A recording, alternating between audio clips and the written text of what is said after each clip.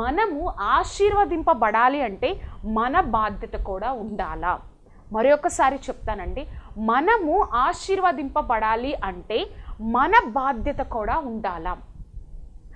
మనం చూస్తూ ఉంటాం కదండి, మనం అడుగుతాం దేవుణ్ణి, ప్రభా నువ్వు నన్ను ఆశీర్వదించు, నా కుటుంబాన్ని ఆశీర్వదించు, నా బిడ్డల్ని ఆశీర్వదించు, నా భర్తని ఆశీర్వదించు, నా భార్యని ఆశీర్వదించు, నా పిల్లల్ని ఆశీర్వదించు, నా గృహాన్ని ఆశీర్వదించు అని అడుగుతూ ఉంటాం. దేవుడు కొన్ని విషయాల్లో పూర్తిగా ఆయన జోక్యం చేసుకుంటే కొన్ని విషయాల్లో ఆశీర్వదింపబడతాం, పూర్తిగా ఆయన మీదే ఆయనే బాధ్యత తీసుకుంటే ఆశీర్వదింపబడతాం. కానీ కొన్ని విషయాల్లో మాత్రము దేవుడు ఆశీర్వదిస్తాడు, కానీ మన బాధ్యత కూడా కొంత ఉండాలని దేవుడు ఈరోజు జ్ఞాపకం చేస్తున్నాడండి. అదే ఈ వారం యొక్క వాక్య ప్రసంగాంశం ఏంటో తెలుసా? మనం ఆశీర్వదింపబడాలంటే నీ బాధ్యత కూడా ఉండాలి, నువ్వు కూడా ఒక రెస్పాన్సిబిలిటీ తీసుకోవాలి.